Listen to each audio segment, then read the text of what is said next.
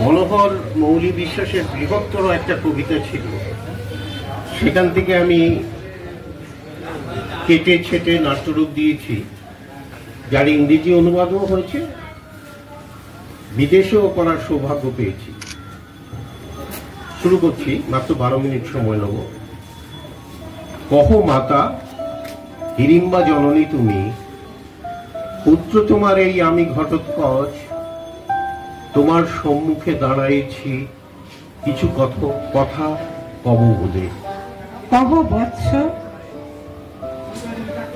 কব কিছু কথা, জানা হয় শিশুর বলা কথার মতো সহজ সরল। একদিন তোমার কোলে শুয়ে ছোট্ট শিশুর নির্মল হাসিতে ভরিয়ে দিয়েছি তোমার হৃদয় প্রাণ। আমার বুকেতে রেখে তোমার স্নেহ হাত, আমাকে নিয়ে নির্মিছ স্বপ্ন। কত কত স্বপ্নের জাল বুনেছ দিন রাত কল্পনায়।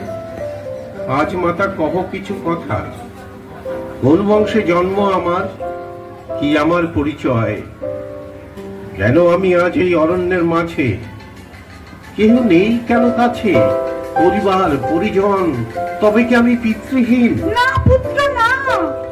তবে আমি কেন বঞ্চিত হয়েছি আমার পিতৃস্নেহ থেকে? বলো মা। মাতুল আমার ছিল অরণ্যাধিপতি, হরিম্বা রক্ষক। কোন স্পর্ধায় বলে লোকে তাকে রাক্ষস? কেন বলে? শোনো বাচ্চা, প্রিয় পুত্র আমার ঘটোৎকচ, আমি এক সাদাসিধা ভারত রমণী। উঠতি যৌবনের দু চোখ জুড়ে গড়ে উঠেছিল স্বপ্নের সাম্রাজ্য। অরণ্যের রাজা, পিতা থেকে অসীম সাহস পেয়েছিলাম দেহে ও মনে। অরণ্যের শক্তি যেভাবে করে থাকে অকুত ভয় সকল মনুষ্য হৃদয়, আমিও সেইভাবে গড়ে ওঠা এক নির্ভীক বালিকা। তাই আমি যৌবনের স্কন্ধে তুলে নিয়েছি পিতৃহারা ভ্রাতার রাজ্যে চৌহদি প্রহরার। মা, তুমি গরীয়সী রমণী ভারতের, তুমি চন্দ্রের মতো কোমল ও পেল, তুমি সূর্যের মতো ভাস্বর উজ্জ্বল। তবু কেন জাগে জটিল জিজ্ঞাসা ভেতরে আমার? ঘটোৎকচ, তুই আমার সন্তান, বুকের সিঞ্চিত সব পীযুষে আমি যে গড়েছি তোমাকে বাবা। এইখান বুকে এইখানে রাখো দেখি হাত, দেখো কি যন্ত্রণায় ধিকি ধিকি জ্বলে আমি মরছি। স্বামী সুখ লেখা নেই ভালে আমার, কি জানি কার অভিশাপে। নীল আকাশে অগণিত বাঁধনে রাখা নক্ষত্র রাজি হঠাৎ একদিন ছড়ে গেল এই বনানীর মাঝে। স্বামী আমার জ্যেষ্ঠরে লয়ের সাথে, তার হাত ধরে 3 অনুজ ও জননী সহ ফিরে গেছে দেশে। এই অভাগীরে তার স্বামী বলেনি আদরের কাছে ডেকে একবার, ওগো প্রেয়সী, তুমি যে আমার ঘটোৎকচের মা, তুমিও চলো সাথে, ফিরে যাব মোরা আপন দেশেতে। শ্বশ্রু মাতাও যে আদরে একদিন বধূ করে নিয়েছিল তার ঘরে, এবং তুই কর শিরে রাখি পরম আদরে করেছিল আশীর্বাদ বিবাহের দিনে, সেও তো বলেনি ওগো বধূ মাতা, এবার চলো তব নিজ আলয়ে সঙ্গে লয়ে ঘটোৎকচে। মা, শৈশবের কত কত দিনের কথা মনে পড়ে আমার। আর 5টা মনুষ্য শিশু সন্তানের মতো তোমার সমস্ত উষ্ঠা বারবার চুম্বন করতো আমার চোখ, নাক, ঠোঁট ও কপাল। তোমার হাতের স্পর্শ পেলে যেন থেমে যেত কান্না। মাগো, তোমার ওই 2 চোখের গভীরে দেখেছি কত কত শান্তির নীল নক্ষত্র। দেখেছি ভাগীরথী, ভারতীয় এক পতিত প্রাণা রমণীর চিত্তের মুখ, জাজল্যমান অতীব উজ্জ্বল মানুষ সত্তার স্ফুরণ। জানো পুত্র, বড় ব্যথা এই বুকে পুষে রেখেছি আমি।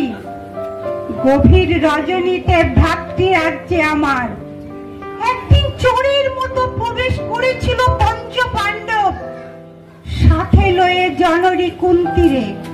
শুনেছিলাম বারতা বারানাপতের যতগৃহ হতে কোন মতে বাঁচায় লয়ে এসেছিল প্রাণ। পথের ক্লান্তিতে গভীর রজনীতে নিদ্রারত যবে ছিল সবে, ভ্রাতা আদেশ দিয়েছিল আমারে বধিবারে।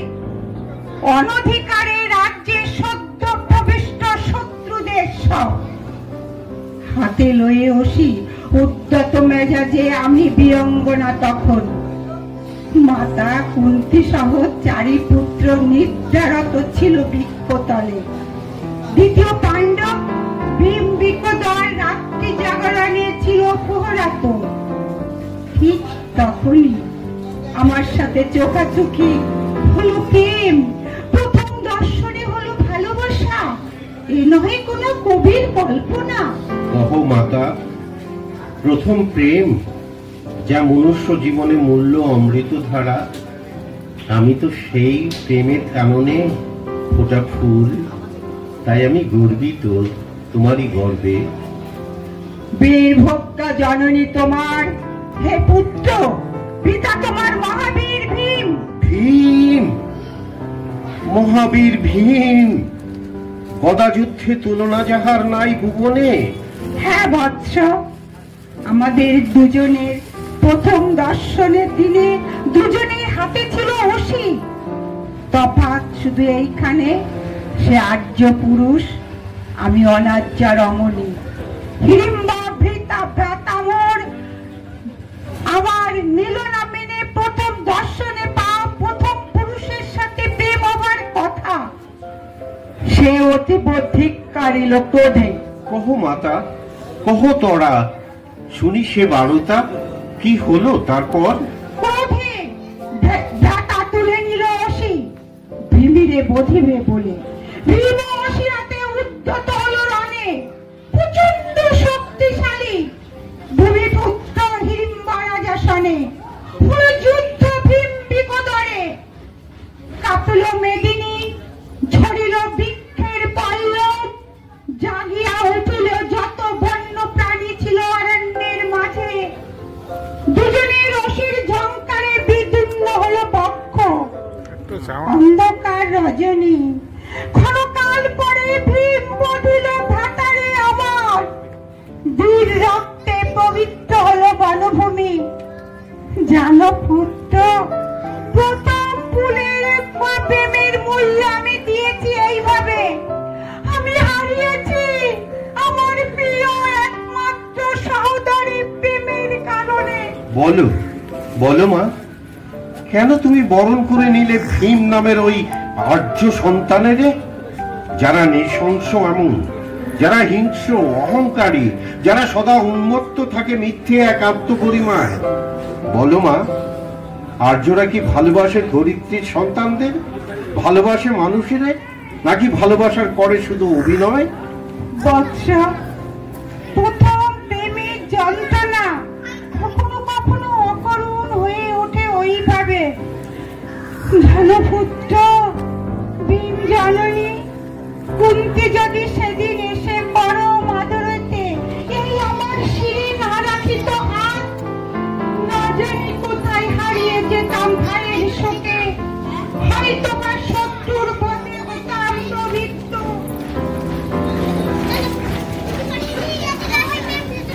কুন্তী জননী সেদিন সোহাগ করে হাতে তুলে দিয়েছিল ভাসুর, দেওর, স্বামীর যৌথ সংসার।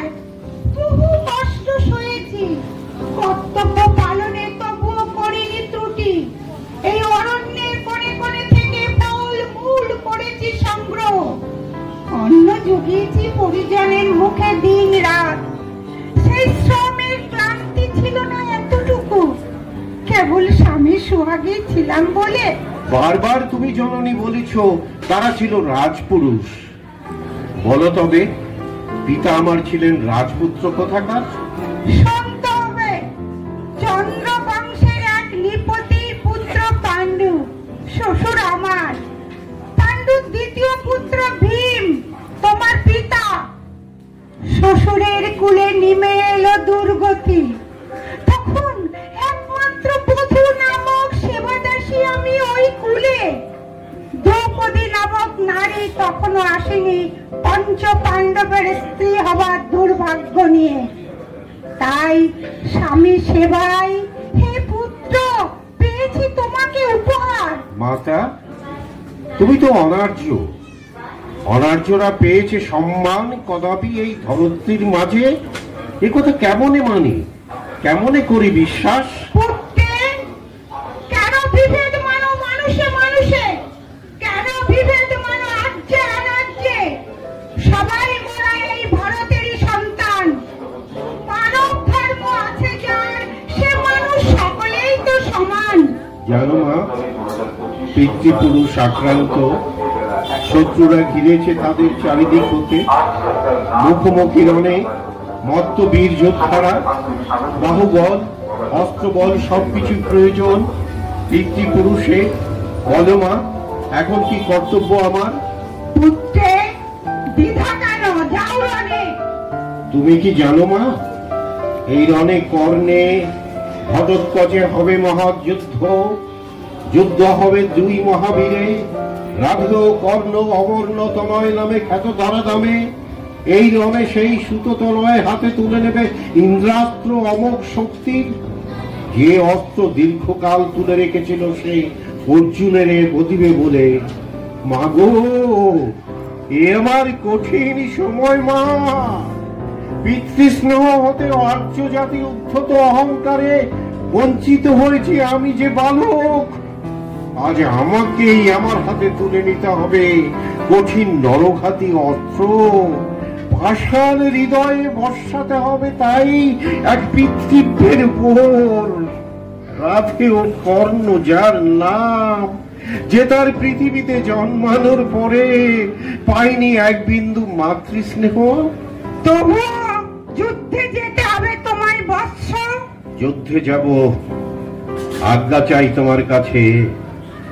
যুদ্ধে যাব, যুদ্ধে যাব আমি, পিতৃস্নেহে বঞ্চিত বালক। যুদ্ধ করবে মাতৃস্নেহে বঞ্চিত এক বালকের সাথে।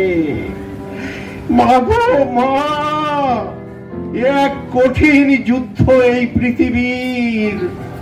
বঞ্চিতেরা যুদ্ধ করে বঞ্চিতের সাথে।